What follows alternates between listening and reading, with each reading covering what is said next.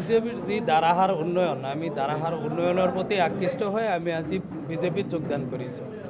আৰু আমি জন্মলগ্নৰ পৰাই কংগ্ৰেছত লাগি আছোঁ। আমি কোনো উন্নয়ন দেখা নাই। আমি বিকল্প এটাই চিন্তা আছে, আমি বিজেপিত যাব লাগিব আৰু বিজেপিৰ উন্নয়নৰ প্ৰতি আমি আকৃষ্ট হৈ আজি বিজেপিত যোগদান কৰিছোঁ।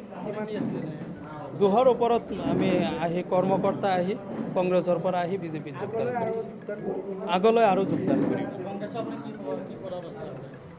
মণ্ডল কংগ্ৰেছৰ সভাপতি আছিলোঁ মই, আৰু এই সমষ্টি যুৱ কংগ্ৰেছৰ সভাপতিও আছিলোঁ। NSYও কৰিছোঁ। বিভিন্ন পদবীত আমি বহুত আগৰ পৰাই লাগি আছোঁ। আমি বিজেপিৰ উন্নয়নৰ প্ৰতি আকৃষ্ট হৈ আমি বিজেপিত যোগদান কৰিছোঁ। বৃহৎ যোগদান, সঁচাকৈ ভাল লগা খবৰ।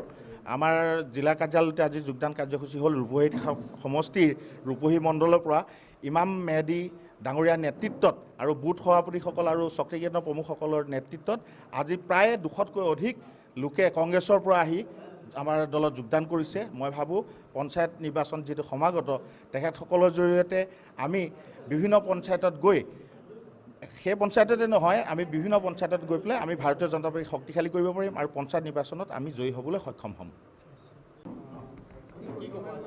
হয়, আপোনালোকে জানে আমাৰ জিলা সভাপতি মহোদয় আপোনালোকৰ সন্মুখত ইমান কথাখিনি অৱগত কৰাইছে যে আমাৰ ৰূপহী সমষ্টিৰ অন্তৰ্গত ৰূপহী মণ্ডলত পোটালজাৰ গাঁও পঞ্চায়তৰ পৰা আমাৰ ইমাম মেহেদী, তেখেতে আগত মণ্ডল কংগ্ৰেছৰ সভাপতি আছিলে আৰু তেখেতে কংগ্ৰেছৰ বিভিন্ন দুৰ্নীতিৰ প্ৰতি অতিষ্ঠ হৈ তেওঁ আমাৰ বিজেপি দলৰ বিভিন্ন নীতি আদৰ্শৰ প্ৰতি আকৃষ্ট হৈ আমাৰ মুখ্যমন্ত্ৰী মহোদয়ৰ বিভিন্ন কামৰ প্ৰতি আকৃষ্ট হৈ তেখেতে বহুদিন ধৰি যোগাযোগ কৰিছিলে যে আমি এতিয়া অসমত উন্নয়নৰ পথ এটাই দেখা পাইছোঁ যে বিজেপি দলৰ বাহিৰে কোনো দলে উন্নয়ন কৰিব নোৱাৰিব।